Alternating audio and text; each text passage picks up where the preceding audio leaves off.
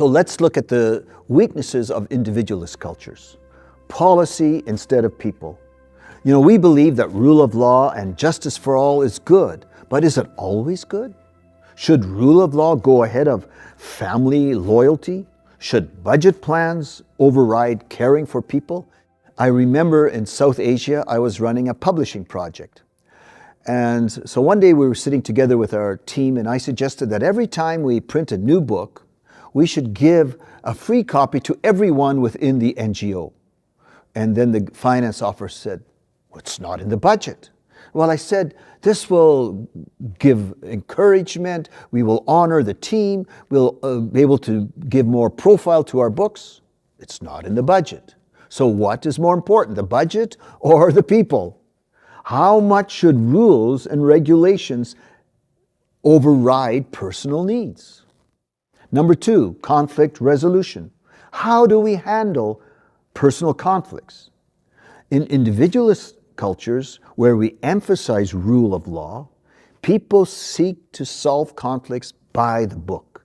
So here's the rule. A person has broken the rule.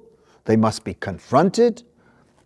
And then the person must apologize, perhaps get punished, and then we go on. All is well.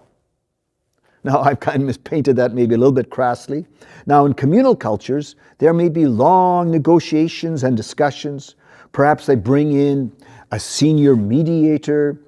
Often an individual's argument or case is sacrificed for the sake of communal harmony.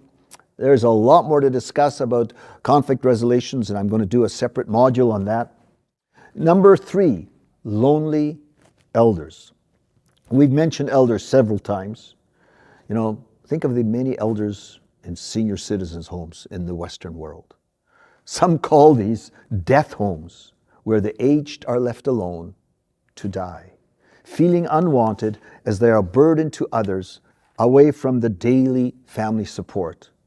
Now, with the increasing gray tsunami of seniors who were born after World War II, where will Western individualist cultures end up in this area? That's something we need to really take seriously. Number 4, less responsibility and meaning in life.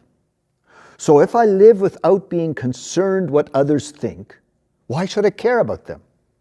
With a focus on the individual, we see a breakdown of the pursuit of the common good, because the individual is committed to pursuing their own good rather than the good of the community. Now, related to this is less loyalty to relationships. And so it's much easier to divorce in individualist societies. A man can much easier leave his wife if she comes from somewhere else, from somewhere across the country. He will never need to meet her relatives again, and so he carries less moral responsibility or accountability to the family. As individuals are less committed to their communities, they begin to experience a void in their lives. As an individual steps out on their own with no community to belong to or to answer to, we have a crisis of people not knowing what to do.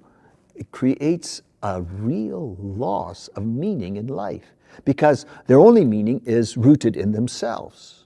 Number 5, self-interest.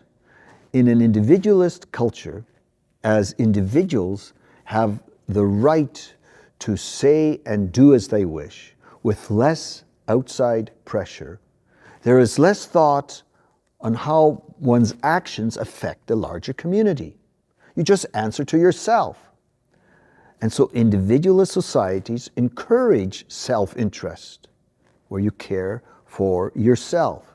So self-choice becomes the bedrock for all decisions in life. A person sees themselves as unique or personal. People use terms like the real self, or even more profoundly, the unencumbered self, or being authentic to oneself, expressive individualism.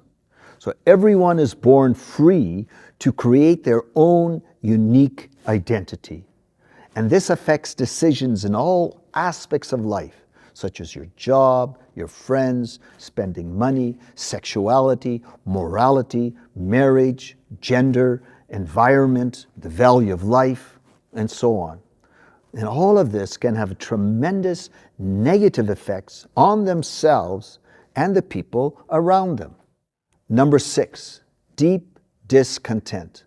As an individual climbs his or her own ladder of success, reaching another milestone, or simply pursuing another goal or a further thrill, the person begins to wonder, is this all there is? And then anxiety can set in. What if I fail in this climb? What if someone else gets ahead of me? Maybe there's more happiness elsewhere. And then deep disappointment can set in. Oh, my story didn't get mentioned in the TV show. I did not receive the attention or honor or recognition I had expected. Something has gone wrong somewhere.